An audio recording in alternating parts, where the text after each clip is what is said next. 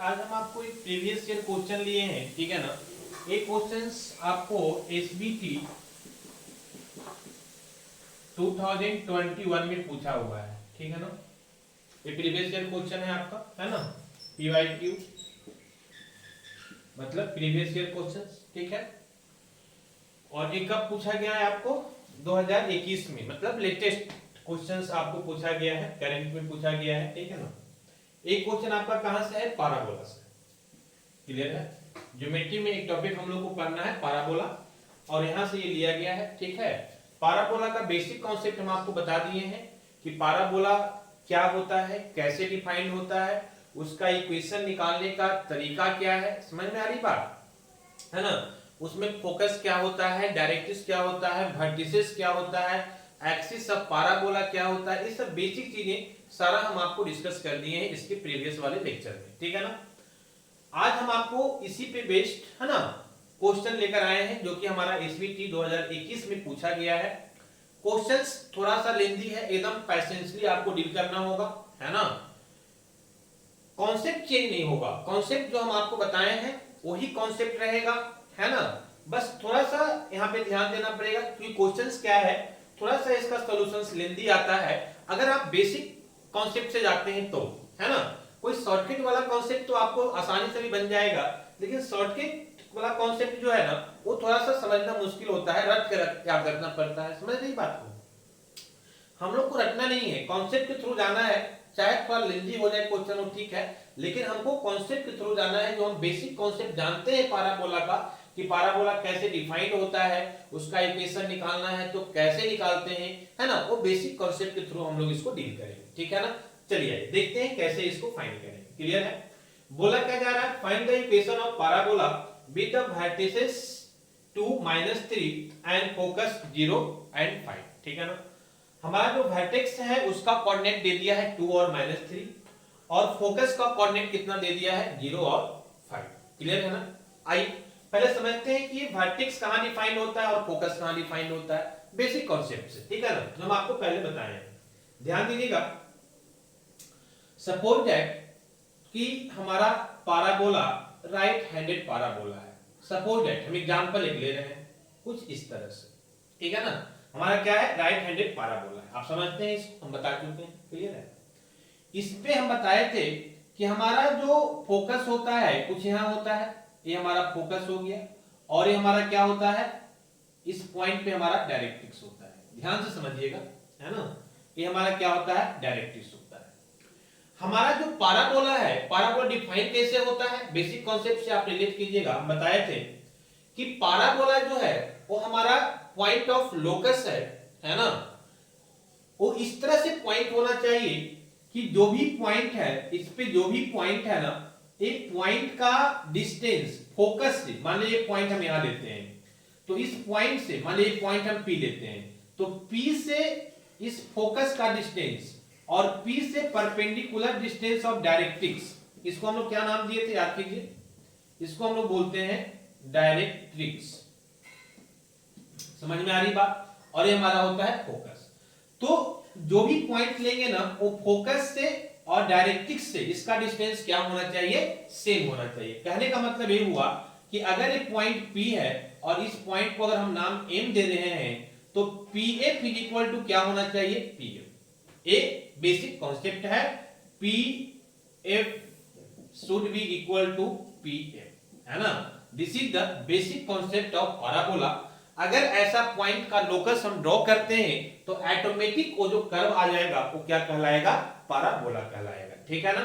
चलिए यहां तो बेसिक कॉन्सेप्ट आप जानते हैं, क्लियर है ना। तो कहने का मतलब हुआ कि ए हमारा फोकस हो गया, ए हमारा हुआ किसका? तो इस पॉइंट को हम क्या बोलेंगे? इस पॉइंट को हम बोलेंगे कि ये पाराबोला का जो एक्सिस है, पाराबोला का एक्सिस यही होगा, this is the axis of parabola. आप समझते हैं क्यों? क्योंकि पाराबोला का एक्सिस वही होता है जिस एक्सिस के अबाउट हमारा पाराबोला क्या होता है? सिमेट्रिकल होता है। तो यहाँ पे एक्स एक्सिस के अबाउट जो भी ये एक्सिस है इसके अबाउट हमारा क्या है? सिमेट्रिकल है, तो ये हमारा क्या हो जाएगा? एक्सिस ऑफ पाराबोला हो जाएगा। क्लियर है ना। और इसको हम लोग क्या बोलते हैं? डायरेक्ट्रिक्स बोलते हैं। तो एक चीज को ध्यान रखिएगा हमेशा कि एक्सिस ऑफ पाराबोला हमारा डायरेक्ट्रिक्स, ये दोनों क्या होगा, एक दूसरे का परपेंडिकुलर होगा हमेशा, ऑलवेज। ये चीज को ध्यान रखिएगा, ठीक है ना। देखिए आपको दिख भी रहा है, ये क्या है, ये एक्सिस ऑफ पाराबोला है, ये डायरेक्ट्रिक्स है, ये दोनों के बीच कितना है 90 डिग्री, मतलब ये क्या होगा हमारा, है ना, परपेंडिकुलर होगा। एक कॉन्सेप्ट ये ध्यान रखिएगा। दूसरा कि जो हमारा वर्टेक्स होगा, इस पॉइंट को हम क्या बोलते हैं, वर्टेक्स। समझ में आ रही है ना बात। वर्टेक्स कौन सा पॉइंट होता है, तो याद रखिएगा कि जो कर्व और एक्सिस ऑफ पाराबोला है ना, जो हमारा कर्व ऑफ पाराबोला है, ये वाला कर्व टोटल, और ये जो एक्सिस ऑफ पाराबोला है, ये दोनों पॉइंट जहां पे इंटरसेक्ट करता है वो हमारा क्या कहलाता है, वर्टेक्स कहलाता है। जैसे कहीं पे मान लिया जाए कि ये एक्सिस ऑफ पाराबोला है और ये हमारा क्या है, पाराबोला है। समझ में आ रही बात। ये दोनों कहां इंटरसेक्ट कर रहा है, इस पॉइंट पे। इसी पॉइंट को हम लोग नाम देते हैं क्या, वर्टेक्स। ये क्या होता है, हमारा वर्टेक्स होता है। यहां भी ऐसा ही है, this is the axis of parabola and this is the curve of parabola. तो कर्व ऑफ पाराबोला और एक्सिस ऑफ पाराबोला इस पॉइंट पे है ना इंटरसेक्ट करता है, उसको हम क्या बोलते हैं, वर्टेक्स। क्लियर है ना। और आप ध्यान रखिएगा कि ये भी पॉइंट क्या होगा, ये दोनों से डिस्टेंस बराबर होगा, क्योंकि कर्व पे कोई भी पॉइंट हो, उसका डिस्टेंस, कोई भी पॉइंट हो, यहां हो, यहां हो, यहां हो, कहीं भी हो, जो भी पॉइंट होगा उस पॉइंट से f का डिस्टेंस pf, और उस पॉइंट से m का डिस्टेंस m पॉइंट वो पॉइंट होता है जो कि उस पॉइंट से परपेंडिकुलर डिस्टेंस आता है। जैसे यहां पे पॉइंट लिए, तो यहां से परपेंडिकुलर डिस्टेंस जो हम लेंगे ना, वो पॉइंट हमारा m कहलाएगा। अब मान लीजिए हम पॉइंट यहां पे ले लेंगे, तो ये तो हमारा pf हो जाएगा, हेयर टू हेयर, और यहां पे ये जो पॉइंट आएगा वो क्या कहलाएगा, फिर से m कहलाएगा, यहां से लेकर यहां तक। तो फिर से pf इज इक्वल टू क्या होना चाहिए, pm। समझ में आ रही बात। इसके मतलब ये हुआ कि जो वर्टेक्स होगा किसी कर्व पाराबोला का, वो हमेशा फोकस और किसके बीच में होगा, डायरेक्ट्रिक्स के जो इंटरसेक्ट पॉइंट होगा, डायरेक्ट्रिक्स और एक्सिस ऑफ पाराबोला, मतलब ये वाला पॉइंट है ना, इस पॉइंट को क्या बोलेंगे, this is the point of intersecting किसका, एक्सिस ऑफ पाराबोला और डायरेक्ट्रिक्स ऑफ पाराबोला। ठीक है ना। तो ये दोनों का जो डायरेक्ट्रिक्स ऑफ पाराबोला और एक्सिस ऑफ पाराबोला का जो इंटरसेक्टिंग पॉइंट है ना, समझ में आ रही बात। और जो हमारा फोकस है, ये दोनों के बीच में हमेशा क्या डिफाइंड होगा, वर्टेक्स। क्लियर है बात यहां तक। तो 3 पॉइंट हमको यहां पे दिया हुआ है, 2 पॉइंट, एक तो दिया है वर्टेक्स, एक दिया है फोकस। कहां पे डिफाइंड होता है वर्टेक्स, है ना, तो वर्टेक्स जो है वो फोकस और intersecting point of axis of parabola and directrix के बीच में डिफाइंड होता है, हमेशा फिक्स है। क्लियर है ना। चलिए, तो अब आते हैं हम अपने क्वेश्चन पे। ये तो हुआ बेसिक कॉन्सेप्ट जिससे कि हम आपको रिलेट कर रहे थे, बैकग्राउंड की बातें कर रहे थे, क्योंकि जब तक हम ये चीजें नहीं समझेंगे ना, तब तक इस क्वेश्चन को बना ही नहीं पाएंगे, है ना। समझिएगा, यहाँ पे बहुत सारा कॉन्सेप्ट यूज होगा एक साथ, है ना, ध्यान दीजिएगा। चलिए, अब हम आते हैं अपने क्वेश्चंस पे। हमारा क्वेश्चंस क्या बोलता है ना, अगर इसका ग्राफ की अगर बात करें ना, है ना, तो ग्राफ हम बाद में आपको समझाने की कोशिश करेंगे। क्लियर है ना। अभी आपको ग्राफ इसका समझ में नहीं आएगा कि पाराबोला बनेगा कैसा।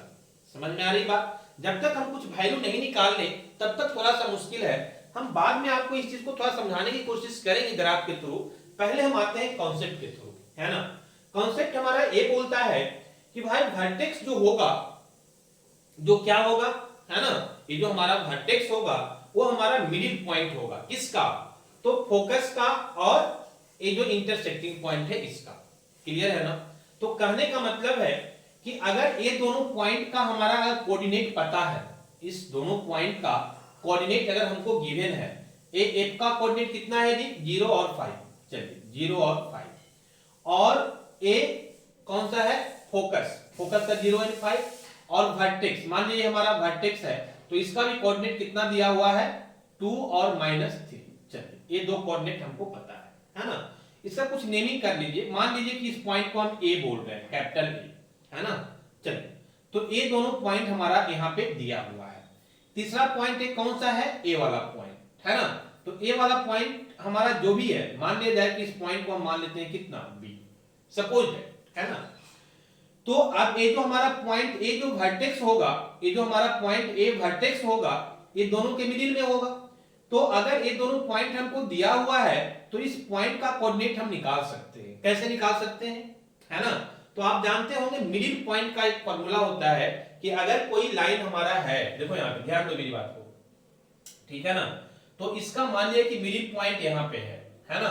अब ये दोनों पॉइंट अगर हमको पता है, मान लीजिए ए है और ए बी है, अगर इसका x1 और y1 कोऑर्डिनेट है और इसका हमारा x2 और y2 कोऑर्डिनेट है, तो इस पॉइंट का जो x y कोऑर्डिनेट होगा वो हम निकाल सकते हैं। कैसे निकालते हैं, तो हम बता चुके हैं स्ट्रेट लाइन जब पढ़ा रहे थे कि ये जो हमारा है ना फार्मूला होता है, ये जो हमारा पॉइंट आता है x इज इक्वल टू आएगा x1 plus x2 y2, x1 plus x2 y2, और y कोऑर्डिनेट जो होगा y इज इक्वल टू होगा y1 प्लस y2 अपॉन 2। याद कीजिएगा कि जो रेशियो वाला फार्मूला बताया था ना कि जब दो लाइन को किसी दो रेशियो में, एक लाइन को किसी दो रेशियो में कोई पॉइंट डिवाइड करता है, तो उसी फार्मूला से ये फार्मूला आया था। आई थिंक है ना, आपको याद होगा, यू नो, है ना। चलिए हम थोड़ा सा खाली इसको रीगेन कर दिए, तो ये वाला फार्मूला हम यूज करेंगे और इस फार्मूला को यूज करके हम क्या निकाल लेंगे, तो इस पॉइंट का कोऑर्डिनेट निकाल लेंगे। समझ में आ रही बात। हम मान लेते हैं कि ये एक पॉइंट जो बी माने हैं, इसका कोऑर्डिनेट हमारा x1 है और y1 है, सपोज है ना। तो एक फार्मूला से क्या हो जाएगा, हमारा फार्मूला बोलता है कि हमारा जो यहाँ पे कोऑर्डिनेट है मिडिल वाला ना, वो क्या होगा, तो ये दोनों के प्लस बाई 2 होगा। तो मिडिल में कितना है 2, तो हम लिख सकते हैं यहां से, है ना, यहां से हम अपने क्वेश्चन के अकॉर्डिंग लिख सकते हैं इस फार्मूला के अकॉर्डिंग कि यहाँ पे 2 है ना, जहां पे x है वहां पे 2 है, तो 2 इज इक्वल टू क्या हो जाएगा, तो x1 प्लस x2 दोनों पॉइंट का, यहाँ पे क्या है हमारा x1 है और x2 की जगह पे क्या है 0 है, तो ये हो जाएगा हमारा x1 प्लस 0 अपॉन कितना, क्लियर है ना। और y कोऑर्डिनेट कैसे निकलेगा, तो y है ना, y कोऑर्डिनेट निकलेगा कैसे हमारा, देखिए यहाँ पे, तो y की जगह पे यहाँ पे क्या दिया हुआ है -3, तो ये हो जाएगा हमारा -3 इज इक्वल टू कितना y1 plus 5, this is y1 plus 5 upon, ठीक है। अब ये दोनों को सॉल्व कर दीजिए, सॉल्व कीजिएगा तो कितना आ जाएगा बताइए, ये x बाई 2 है और इधर 2 है, तो 2 इंटू 2 हो जाएगा, मतलब यहाँ से x is equal to solve करेंगे तो 4 आ जाएगा, क्लियर है ना। और यहाँ से कितना आ जाएगा, तो इसको आप कीजिएगा तो -6 हो जाएगा और इज इक्वल टू इधर आपका y और प्लस कितना 5 है ना, y1 अगर हम निकालेंगे तो इधर आके -5 हो जाएगा, मतलब कि यहां से y1 का वैल्यू हो जाएगा -6 और -5 -11। चलिए, कहने का मतलब हुआ कि x1 और y1 का कोऑर्डिनेट निकल गया, मतलब ये जो हमारा b पॉइंट था इसका कोऑर्डिनेट हमारा निकल गया। कितना निकल गया जी, तो a कोऑर्डिनेट हमारा निकल गया x कोऑर्डिनेट 4 और y कोऑर्डिनेट कितना निकल गया -11। चलिए, है ना, तो पहला पॉइंट हमारा निकल गया। वो कौन सा पॉइंट है, तो हम बताएंगे कि इस पॉइंट को निकालने की जरूरत क्या था, आगे हम बताएंगे, पहले ध्यान दीजिए इस बात को, है ना। ये जो हमारा पॉइंट था, इस पॉइंट को क्या बोलते हैं, intersecting point of directrix and axis of parabola, clear है ना। तो ये पॉइंट हमारा निकल गया। चलिए, पहला काम हमारा हो गया। अब हम क्या करेंगे, है ना, तो एक पॉइंट तो हमारा निकल गया, हमको करना क्या है, find the equation of parabola. क्या निकालना है, पैराबोला का इक्वेशन निकालना है, क्लियर है ना। आप याद कीजिए कि जब हम स्टैंडर्ड फॉर्म ऑफ पैराबोला निकाल रहे थे तो कैसे निकाले थे, कुछ याद आ रहा है, आना चाहिए। क्या बोले थे, बस ये जो बेसिक कॉन्सेप्ट है ना, बस इसी को यूज करना है। यहां भी पैराबोला का इक्वेशन निकालना है, यहां भी इसी कॉन्सेप्ट को यूज करेंगे, क्लियर है ना बात। कॉन्सेप्ट क्या है कि भाई हमारा जो पीएफ है वो पीएम के बराबर होना चाहिए, क्लियर है। अब पीएफ और पीएम के बराबर होना चाहिए, तो इसका वैल्यू पुट करने के लिए हमको क्या चाहिए, एक तो P और F दोनों पॉइंट का कोऑर्डिनेट चाहिए, सो दैट कि इसके बीच का डिस्टेंस हम निकाल लेंगे, अगर दोनों का कोऑर्डिनेट पता रहेगा तो, क्लियर है ना। और क्या चाहिए हमको, तो दूसरा हमको जो चाहिए वो P और M, तो P कहां पे है, A पॉइंट है, और M कहां पे है, A पॉइंट है, तो ये P और M के बीच का डिस्टेंस निकालना है, क्लियर है ना। और ये वाला डिस्टेंस हम कैसे निकालते हैं, तो ये डिस्टेंस निकालने का एक फॉर्मूला होता है, उसको भी हम आपको बता रहे हैं, ध्यान दीजिएगा। ये भी हम आपको स्ट्रेट लाइन में ही पढ़ाए थे, क्या कि मान लिया जाए कि कोई लाइन है हमारा, ये हमारा कोई लाइन है, क्या है लाइन है, ये है हमारा ax प्लस b बाई, है ना, and plus c is equal to 0। आप जानते हैं दिस इज द जनरल, है ना, फॉर्म ऑफ स्ट्रेट लाइन। ये हमारा इक्वेशन किसका है, तो ये general form of equation of straight line है। चलिए, एक कोई स्ट्रेट लाइन है, ठीक है ना, यहाँ पे कोई हमारा क्या है, पॉइंट है, ये मान लिया कोई हमारा क्या है, पॉइंट है, ठीक है। आपको स्ट्रेट लाइन में एक फॉर्मूला बताए थे कि अगर इस पॉइंट से इस लाइन का परपेंडिकुलर डिस्टेंस अगर आप निकालना चाहते हैं तो इसका एक फॉर्मूला होता है। क्या होता है फॉर्मूला? तो ए डिस्टेंस जो हो जाएगा, मान लिया जाए जो भी डिस्टेंस है, अगर यहाँ P है और यहाँ पे हम Q मान लेते हैं, तो पी क्यू जो डिस्टेंस निकलेगा इसका फॉर्मूला होता है क्या कि mod of A X plus B by plus C, है ना, और अपॉन रूट अंडर दोनों का कोफिशिएंट, एक्स का कोफिशिएंट कितना है a, तो a स्क्वायर, और y का कोफिशिएंट कितना है b, तो this is b square. This is the formula, है ना। और कहां पढ़े थे? ये स्ट्रेट लाइन में पढ़े थे। क्लियर है ना? क्या होता है फॉर्मूला कि अगर कोई लाइन से किसी पॉइंट का परपेंडिकुलर डिस्टेंस निकालना है तो हम इस फॉर्मूला से निकाल सकते हैं। क्लियर है ना? हम आपको ग्रुप में भी सेंड किए थे, ध्यान दीजिएगा, याद कीजिएगा, ठीक है ना, है ना। और अगर याद आए तो कमेंट भी कीजिएगा। चलिए, P Q is equal to this value, है ना। चलिए अब हम क्या करेंगे, मेरी बात को समझिए, ध्यान दीजिए। हम क्या बोले कि हम पाराबोला का इक्वेशन जो है इसी फॉर्मूला से निकालेंगे। अब इस फॉर्मूला के लिए हमको चाहिए क्या क्या?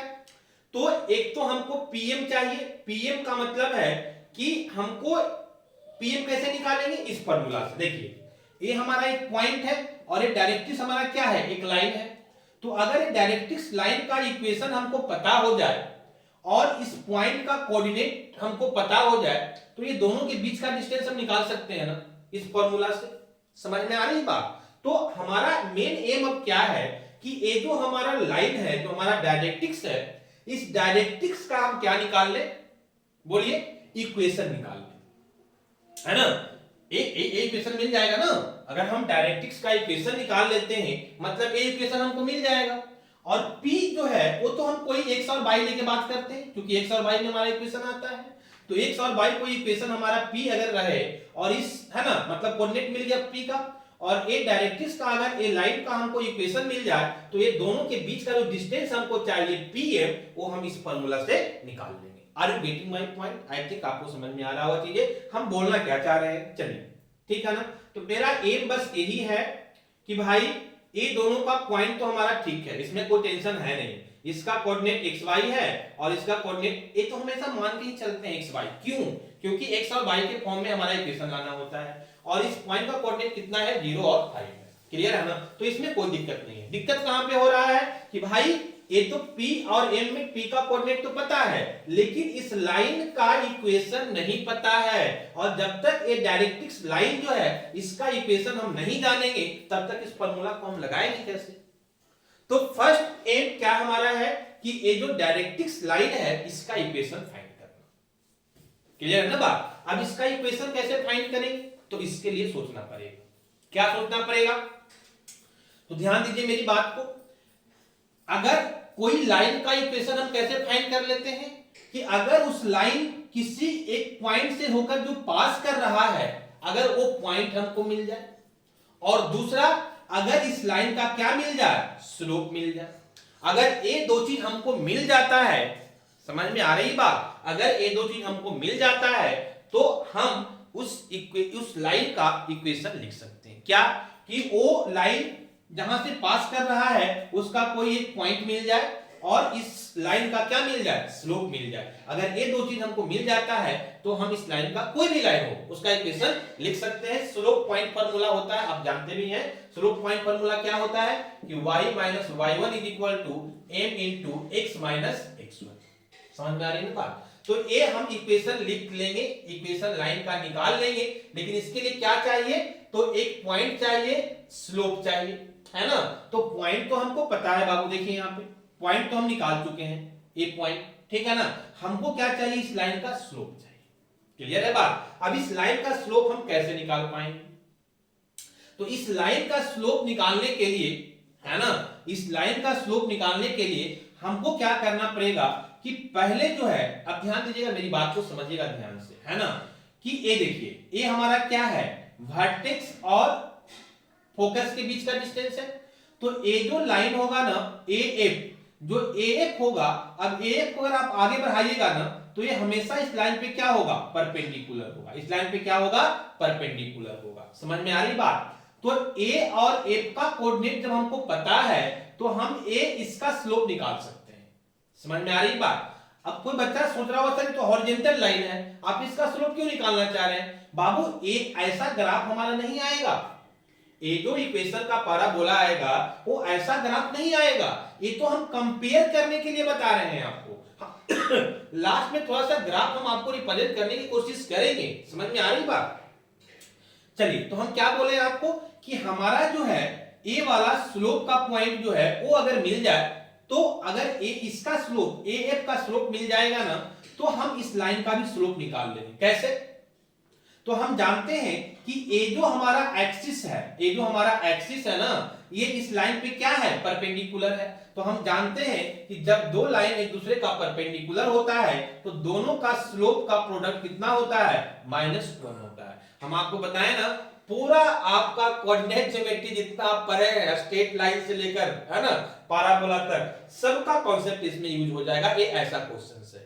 क्लियर आ रही बात समझ में? चलिए तो कहने का मतलब मेरा क्या हुआ कि हमारा एम है, थोड़ा सा हम आपको ग्राफ भी रिप्रेजेंट करने की कोशिश करते हैं ताकि आपको कंफ्यूजन ना हो, क्योंकि जैसे ही हम यहाँ पे आपको बोलेंगे ना कि हम एएफ का ग्राफ निकाल रहे हैं, आपके माइंड में तुरंत आएगा कि सर ये तो हॉरिजॉन्टल लाइन है, इसका आप ग्राफ स्लोप निकाल रहे हैं, तो आप इसका स्लोप कैसे निकालेंगे? समझ में आ रही बात? तो हम एक एक्चुअल जो हमारा डायग्राम होना चाहिए हम उसको थोड़ा सा रिप्रेजेंट करने की कोशिश करते हैं, हालांकि बहुत रिक्वायरमेंट इसका है नहीं, समझिए मेरी बात को।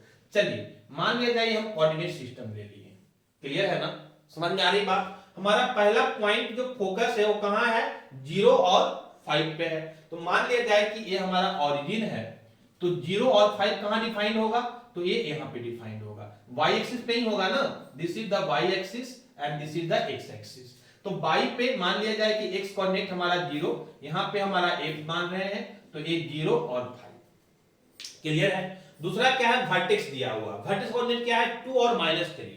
मान लिया जाए कि हम यहां मान लेते हैं 1, यहां मान लेते हैं 2, तो ये तो 2 हो गया, और -3 यहां पे -1 -2 और -3, तो ये दोनों का कोऑर्डिनेट कुछ लाएंगे ना तो हमारा यहां पे डिफाइन होगा, और ये हमारा कोऑर्डिनेट होगा, है ना, 2 और -3, जो कि क्या है, वर्टेक्स है।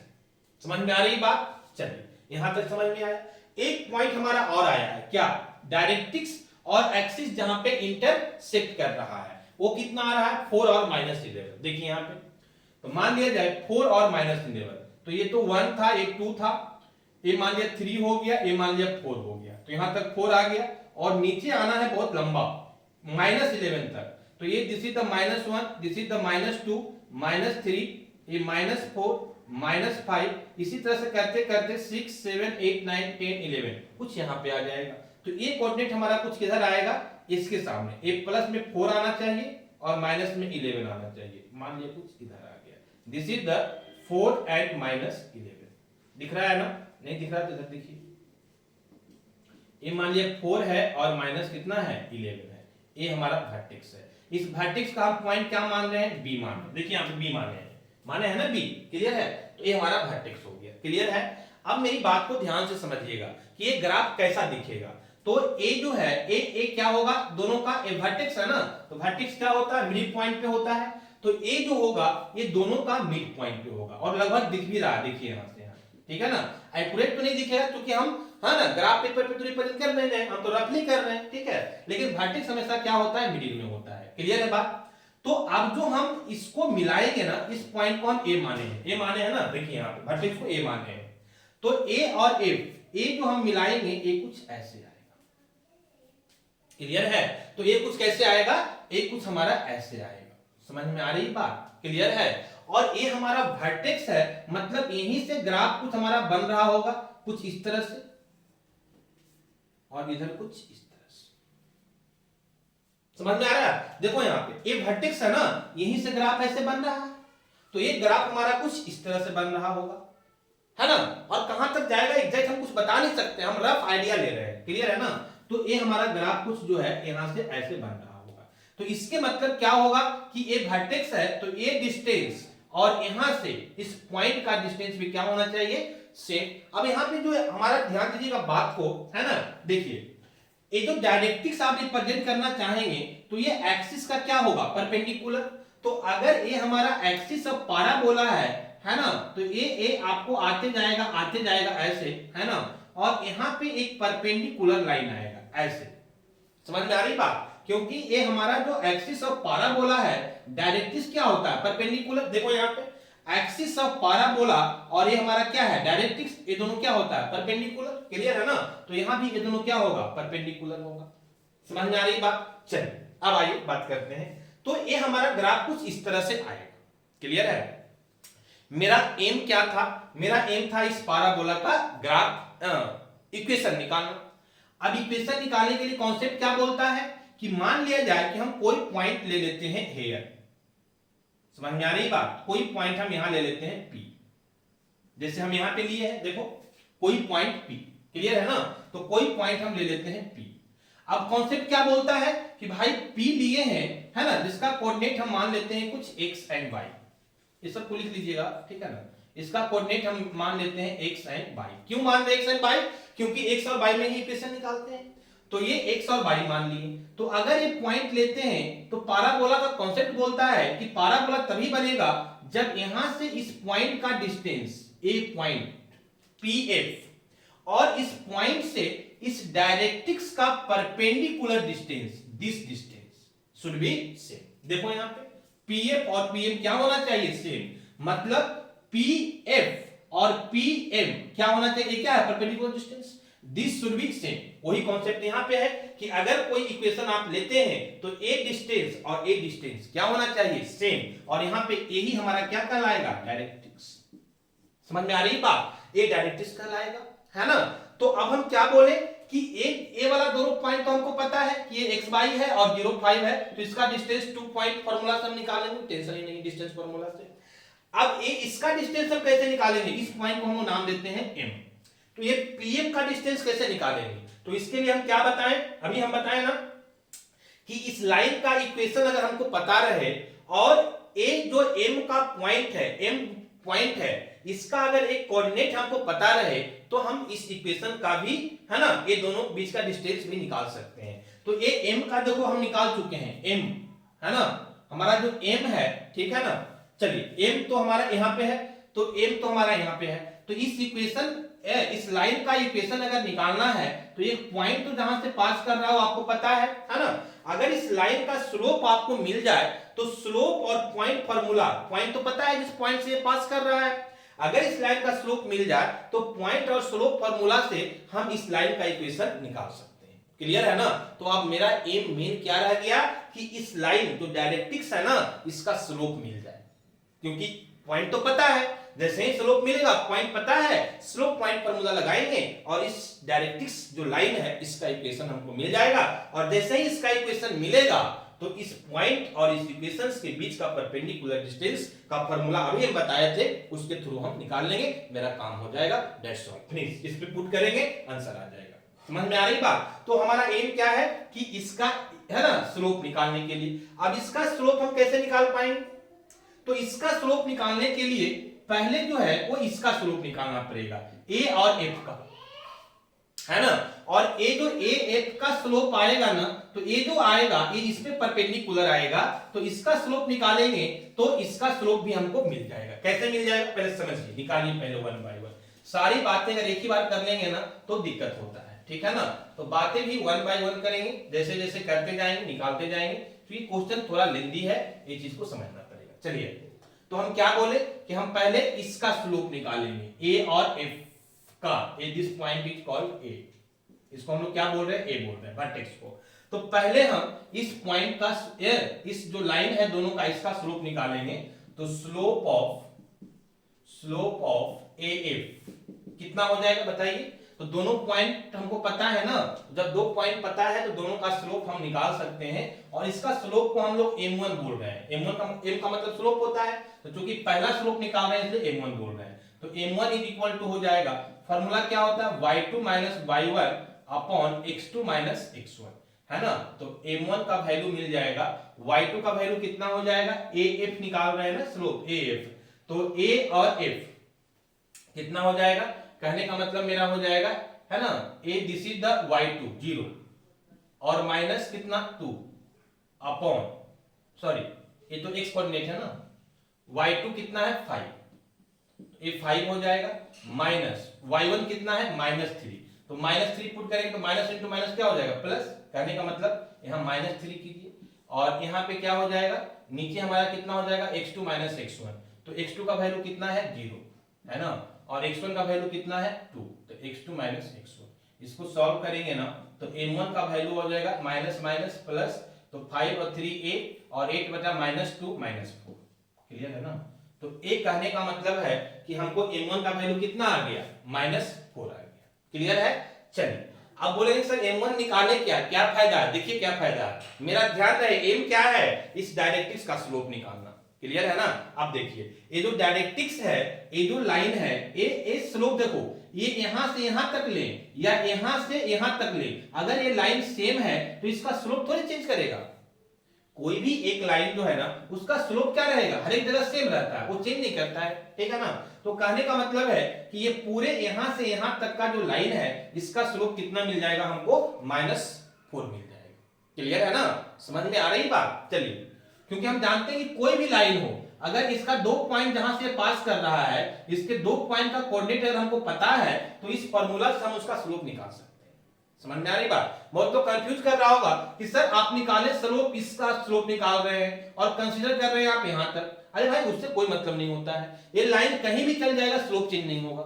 समझ में आ रही बात। चलिए, तो ए इस लाइन का स्लोप हमको मिल गया और ये दोनों लाइन जो है एक दूसरे का क्या है, परपेंडिकुलर है। तो हम जानते हैं कि जब दो लाइन एक दूसरे का परपेंडिकुलर होता है तो दोनों का स्लोप है ना, मान लिया पहला का स्लोप m1 है और दूसरे का स्लोप m2 है, तो दोनों के स्लोप का प्रोडक्ट कितना होता है -1 होता है। ये भी हम बता चुके हैं, बहुत बेसिक कॉन्सेप्ट है। चलिए, तो यहां से अगर हम m2 लिखना चाहेंगे तो -1 बाई, है ना, m1 आ जाएगा नीचे, तो m1 नीचे आएगा, तो m1 का वैल्यू कितना है बताइए, तो m2 हो जाएगा -1 बाई -4, ठीक है ना, ये कैंसिल हो जाएगा और 1/4, ठीक है, माइनस माइनस कैंसिल हो जाएगा, तो m2 का वैल्यू आ जाएगा हमारा कितना 1/4। This is the m2।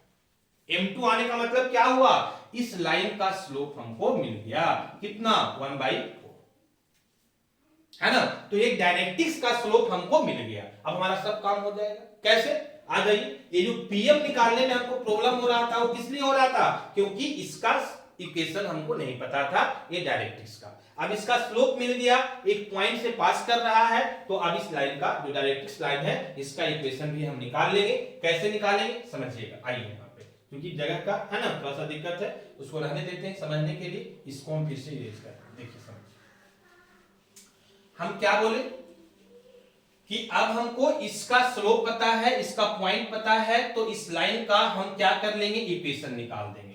तो कहने का मतलब हुआ कि इक्वेशन ऑफ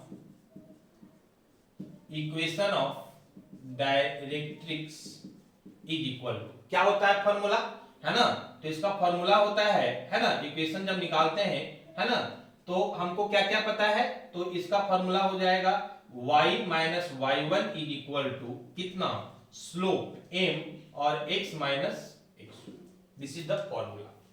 कब, जब किसी लाइन का स्लोप और वो इसका एक पॉइंट जहां से वो पास कर रहा है हमको पता है। क्लियर है ना। चलिए आइए, है ना, तो कहने का मतलब है अब इसको सॉल्व कर दीजिए। इस इक्वेशन ऑफ डायरेक्ट्रिक्स जो हमको मिल जाएगा वो कितना मिल जाएगा, और तो वैल्यू पुट कर दीजिए, ये y हो गया, ये जो पास कर रहा है उसका y कोऑर्डिनेट कितना है -11, तो माइनस इंटू माइनस कितना हो जाएगा +11 हो जाएगा, और इधर m का वैल्यू कितना आया है 1/4, तो ये हमारा हो जाएगा 1/4, और x और माइनस x1 कितना है 4, तो -4 हो जाएगा। ठीक है ना। अब इसको सॉल्व कर दीजिए, इसको सॉल्व कीजिएगा तो कितना आ जाएगा बताइए, this value is equal to y plus 11 is equal to, है ना, 1/4, यहाँ पे x माइनस 4 रहेगा ना ऊपर और नीचे 4 हो जाएगा, क्रॉस मल्टीप्लाई कर दीजिए, तो यहाँ से कीजिएगा तो 4y प्लस 44, है ना, is equal to x minus 4। Clear है, ये दोनों को उस साइड लेके चल जाइए, तो हमारा कितना हो जाएगा x, इधर आएगा तो -4y और इधर -48 हो जाएगा, और पहले से 4 है ना, 44 और -4 -48 इज इक्वल टू कितना 0, and this is the equation of this directrix. Clear है ना। तो ये जो हम बहुत देर से इंतजार कर रहे थे कि इस डायरेक्ट्रिक्स का हमको इक्वेशन मिल जाए, वो चीज अब हमको मिल गया। क्लियर है ना। अब इससे मिलने से फायदा क्या हुआ, अब फायदा हुआ कि ये जो पीएम का डिस्टेंस है, ए वाला पीएम डिस्टेंस जो है वो हमको मिल जाएगा। कैसे मिल जाएगा? तो वही एक लाइन और एक पॉइंट का परपेंडिकुलर का जो डिस्टेंस का फॉर्मूला होता है उस फॉर्मूला को यूज करेंगे और यहां से हमारा इसका मिल जाएगा वैल्यू। क्लियर है ना? चलिए, तो कहने का मतलब है अब हम क्या कर देंगे, अब हम इस कॉन्सेप्ट को यूज करेंगे, है ना, to find the equation of parabola. Clear है ना? इक्वेशन ऑफ पाराबोला को निकालने के लिए इस कॉन्सेप्ट को यूज करेंगे। कॉन्सेप्ट क्या बोलता है समझिए मेरी बात को, ध्यान दीजिए।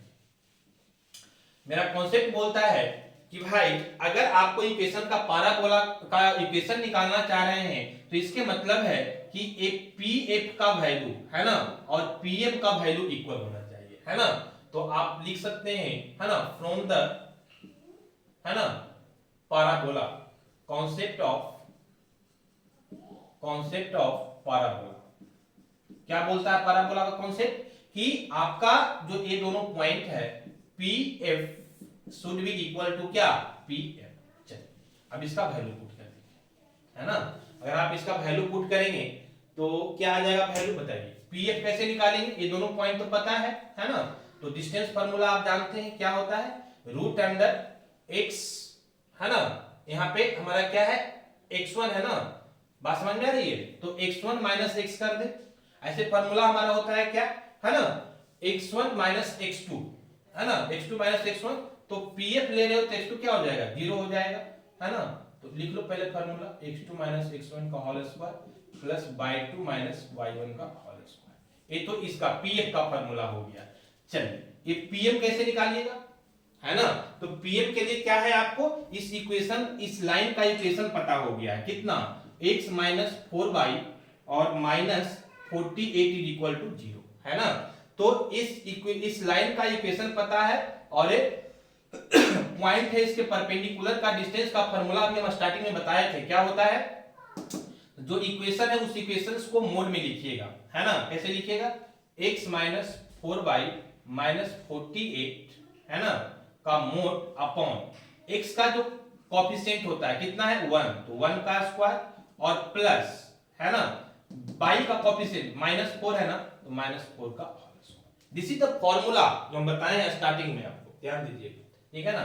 चलिए अब ये दोनों का वैल्यू क्या कर दीजिए, पुट कर दीजिए, आपको मिल जाएगा आंसर। कैसे कीजिएगा, क्योंकि ये रूट में है ना, तो इसको दोनों साइड से स्क्वायर कर दीजिए, तो रूट हट जाएगा, सॉल्व करने में आसानी हो जाएगा। तो ये हटा दीजिएगा तो कितना बचेगा बताइए, ये रूट हट जाएगा ना और ये वाला वैल्यू बचेगा। तो पीएफ के लिए x2 माइनस x1 करेंगे तो कितना हो जाएगा, ये हो जाएगा x2 का वैल्यू मान लीजिए 0 हो गया, है ना। ये pf निकाल रहे हैं ना, pf निकाल रहे हैं, तो ये हमारा x2 हो गया, तो और ये हमारा क्या हो गया, x का होल स्क्वायर प्लस y2 कितना हो जाएगा 5, है ना। तो 5 और माइनस कितना y का whole square, y2 minus y1, root तो हट जाएगा क्योंकि स्क्वायर कर दिए यहाँ पे। चलिए इधर कीजिएगा तो क्या आ जाएगा, है ना। अब देखिए यहाँ पे जो आ जाएगा ना वो a प्लस बी प्लस सी का होल स्क्वायर आ जाएगा, 3 टर्म है ना। तो a हमारा आ जाएगा x माइनस 4y माइनस 48 का होल स्क्वायर, और नीचे कितना आ जाएगा, ये तो रूट में है, रूट से स्क्वायर करेंगे तो वैल्यू हट जाएगा, और हटेगा तो कितना होगा, तो 1 का स्क्वायर 1 और 4 का माइनस 4 का स्क्वायर 16, तो 16 और प्लस 1 कितना आ जाएगा 7, रूट हट जाएगा, है ना, क्यों, क्योंकि स्क्वायर किया हुआ है।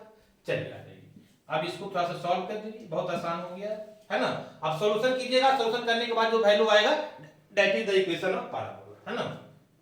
क्या हो जाएगा, तो यहाँ 0 माइनस x का स्क्वायर करेंगे तो x स्क्वायर, और यहाँ पे a माइनस बी का होल स्क्वायर पे आ जाएगा, तो a square plus b square, और माइनस है तो माइनस 2ab, तो 2ab 10 ऑफ y हो जाएगा ना, क्योंकि 2 into 5 कितना हो जाएगा 10 हो जाएगा, and that will be equal to, यहाँ पे कीजिएगा तो इसका फार्मूला क्या होता है ये भी बताएं क्या, अब आइए बताते हैं, इधर काम खत्म हो गया है तो हम आपको फार्मूला, ऐसे तो आपको बहुत बेसिक चीज है, ये फार्मूला पता होना चाहिए। फार्मूला होता है a प्लस बी प्लस सी का होल स्क्वायर, क्या होता है, this is a square plus b square, है ना, plus c square minus 2ab minus 2bc और minus 2ac, this is the formula. समझ में आ रही बात, तो इस फार्मूला को यहाँ पे पुट कीजिए, है ना, पुट कीजिएगा तो कितना आ जाएगा बताइए, तो a का स्क्वायर मतलब x स्क्वायर, b का स्क्वायर, है ना, तो a स्क्वायर और माइनस, ठीक है ना, तो a स्क्वायर और माइनस कितना होता है, sorry a square plus b square, तो ए प्लस हो जाएगा, और बी की जगह पे कितना है -4/। इस चीज को ध्यान रखिएगा कि ये हमारा प्लस के टर्म में होता है। जैसे अगर आप लिखना चाह रहे हैं x, है ना, तो इसको ऐसे लिखिएगा x प्लस -4/, और प्लस -48, है ना, और एक पूरे का स्क्वायर, ऐसे लिखिएगा, तब समझ में आएगा, नहीं तो मिस्टेक कर जाइएगा, ठीक है ना। तो आप ये a की जगह पे x, b की जगह पे -4/, और c की जगह पे -48, समझ में आ रही बात। तो चलिए इसी को फॉलो कीजिए। तो a² मतलब x², है ना, b² मतलब -4/, का स्क्वायर, तो -4/, का स्क्वायर, 4 4 4 से 16, और y², क्लियर है ना। चलिए फिर -48 का स्क्वायर, तो -48 का स्क्वायर कीजिएगा तो कितना आएगा, कर लीजिए, तो 48 और इंटू 48 कीजिए, कितना आ रहा है, इसको कीजिएगा तो 8 8 जा 64, 64 का 4 कैरी कर जाएगा कितना 6, और 4 8 जा 32, 32 कितना हो जाएगा, है ना 64, और 64 और कैरी कितना किया था 6, तो ये हो जाएगा 77 कैरी कर जाएगा, और 4 4 जा 16, और 16 और 7 कितना हो जाएगा 23। तो ये वैल्यू कितना आ जाएगा, ये आ जाएगा आपको +2304, है ना। यहाँ पे कंफ्यूज नहीं करना है कि सर कैसे कर दी, है ना। एक कॉन्सेप्ट होता है कि आप 2 × 2 का मल्टीप्लाई एक लाइन में कर सकते हैं, है ना। इसका बेसिक कॉन्सेप्ट है, पहले इसको इससे मल्टीप्लाई कीजिए, फिर एक क्रॉस मल्टीप्लाई कीजिए, और फिर ये दोनों को मल्टीप्लाई कीजिएगा, है ना। आप अलग अलग भी कीजिएगा, वैल्यू इतना ही आएगा, ठीक है। तो ये आपका हो जाएगा 2304, क्लियर है ना। अब और भी फार्मूला में भी है, ये तो a² b² c² हुआ, -2ab -2bc और -2ac, क्लियर है ना। तो इसको भी लिखिए, है ना। चलिए यहाँ पे लिखते हैं, तो हमारा हो जाएगा -2a, a की जगह पे कितना है x, तो -2a, b की जगह पे -4/, क्लियर है ना। अब देखो इतना लंबा लिखने जाएंगे ना, बहुत लंबा जाएगा, समझ में आ रही बात। अब इसी को हमने लिख सकते हैं कि माइनस इंटू माइनस प्लस, और 4 इंटू 2 कितना 8, और x इंटू बाई, तो इसी की जगह पे डायरेक्ट लिखो कि माइनस माइनस प्लस हो जाएगा, +8x/, वही चीज आएगा, समझ में आ रही बात, है ना।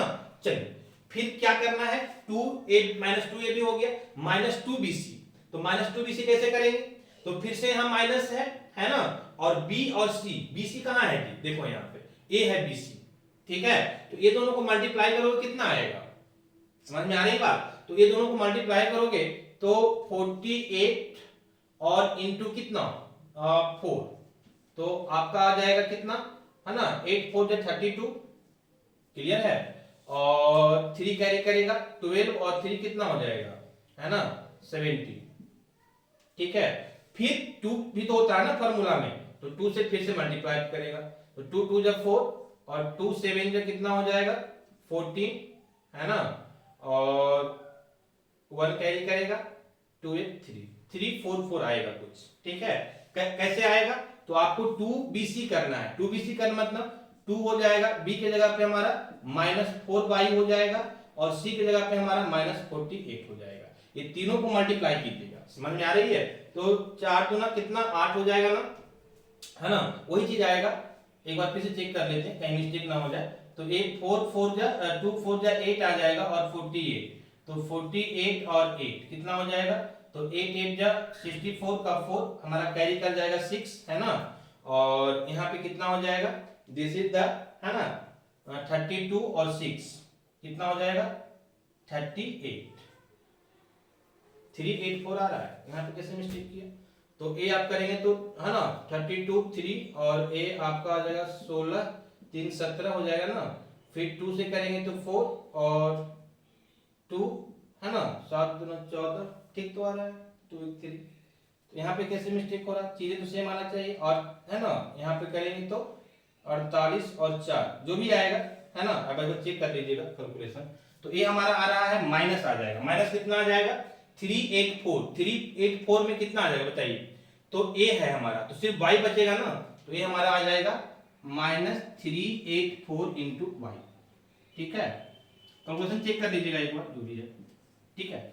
चलिए अब हमारा क्या आ जाएगा, तीसरा टर्म, तीसरा टर्म क्या है -2ac, तो -2ac की जगह कितना आ जाएगा, देखिए -2a का वैल्यू कितना है x, और c का वैल्यू कितना है -48, तो ए हमारा क्या हो जाएगा 96 और माइनस माइनस प्लस, मतलब 96x आ जाएगा।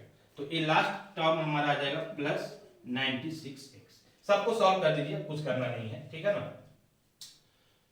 चलिए एक चीज और देखिएगा, है ना, अपॉन क्या है यहाँ पे 17, नीचे कितना है 17, तो इस सब में 17 जो है, इस 17 को इससे मल्टीप्लाई कर दीजिए, क्रॉस मल्टीप्लाई, तो ये भी 17x² हो जाएगा, और 17 इंटू 25 कीजिएगा, कितना आ जाएगा करके देखिए, ये भी बहुत लेंदी है ना, 25 और इंटू 70, इसको कीजिएगा तो कितना आ जाएगा, ये आपका आ जाएगा 7×5 = 35, है ना, और ये आपका आ जाएगा कितना, तो 5 और 7 दूनी 14 और 5 19, और 19 और 3 कितना हो गया 22, ठीक है ना, और 2 कैरी करेगा, फिर यहां से आपका हो जाएगा कितना, तो 2 2 जा, है ना, 2 कैरी करेगा, 2 और 2 4, 425 आ जाएगा, जो भी आएगा चेक कर लीजिएगा एक बार, है ना। तो इसको आप मल्टीप्लाई कीजिएगा ना, ये 17 हो जाएगा, और ये आपका 25 और इंटू 17, ये आपका आ जाएगा कितना, है ना 425, क्लियर है। और ये आपका y² है ना, तो y² भी 17y² हो जाएगा, दिस इज द 17y², और माइनस, है ना 170, समझ में आ रही बात, है ना। तो 170 कितना था हमारा, दिस इज द 25, फिर कैलकुलेशन हो रहा है मिस्टेक, देखिए आप, है ना, इसको एक बार रहने दीजिए। और एक्चुअली क्या है कि इधर पूरे में 17 होगा, कहने का मतलब है ये आप पूरे में 17 लिखेंगे, और यहाँ पे x² प्लस 25 प्लस y², है ना, मतलब a² प्लस b² और माइनस, है ना, ये आपका आ जाएगा 10 अब 75 70 को इधर मल्टीप्लाई कीजिएगा, दिस इज द इक्वल, है ना, यहां से कीजिएगा तो x² को 17 से कीजिए, तो 17x², क्लियर है। और यहाँ पे आप करेंगे तो प्लस, इसको 25 इंटू 17 करेंगे तो कितना आ जाएगा, है ना, तो आपका आ जाएगा 250 और 85, 250 85, तो ये 5 हो जाएगा, है ना, और फिर कितना आ जाएगा 17, है ना, मल्टीप्लाई कर लीजिए 25 इंटू 70, है ना, तो ये आ जाएगा आपका 7×5 = 3, और ये हमका आ जाएगा कितना 7 दूनी 14 और 3 17, यहाँ से करेंगे तो 5 और यहाँ से करेंगे तो 2, ये 5 7 5 12 और ये 3, है ना, 3 और 1 4 ना 425, तो ये आ जाएगा 425, और यहाँ पे कितना बचेगा, तो ये प्लस है तो प्लस 17y² और माइनस 170 हो जाएगा ना, 170 इज इक्वल टू, है ना। अब इसको सबको लिख लीजिए, है ना, इसको लिखिएगा तो कितना आ जाएगा, ये हमारा x² है, ये हमारा 6y² है 16 प्लस 20, है ना 2304 है, फिर कितना है जी प्लस 8x/, बहुत लंबा चल जाएगा, माइनस कितना है जी 384y और प्लस 96 ऑफ x, क्लियर है। अब इसको सॉल्व कर लीजिए, सॉल्व करके जो भी वैल्यू आएगा, है ना, उसको पुट कर दीजिए, तो x वाला इधर आ जाएगा तो 17 है, एक कम हो जाएगा तो 16 हो जाएगा, 16x², y² यहाँ 17y² है, इधर भी है क्या, हाँ यहाँ पे 16 है, तो 17 में से माइनस 16 होगा तो सिर्फ y² बचेगा, क्लियर है। चलिए x² हो गया, y² हो गया, अब क्या बच गया, x और y को देख लीजिए, तो x वाले टर्म तो इधर है ही नहीं, तो इधर ही सिर्फ होगा x वाला टर्म, यहाँ पे है, तो प्लस 8x है ना, xy है, तो प्लस, है ना, xy को लिख लीजिए, तो एक प्लस इधर आके माइनस हो जाएगा, तो माइनस 8xy हो जाएगा, क्लियर है ना।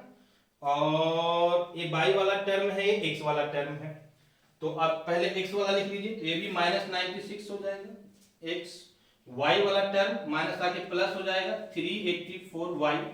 अच्छा y का टर्म एक और है यहाँ पे, है ना, 170 भी है, ठीक है, तो ये इधर आकर के प्लस हो जाएगा, तो प्लस 384 और माइनस 170 कितना हो जाएगा, 384 में 170 को माइनस कर दीजिए, तो ये हमारा 4 आ जाएगा, 1 आ जाएगा और 2 आ जाएगा, समझ रहे हैं। मतलब 214,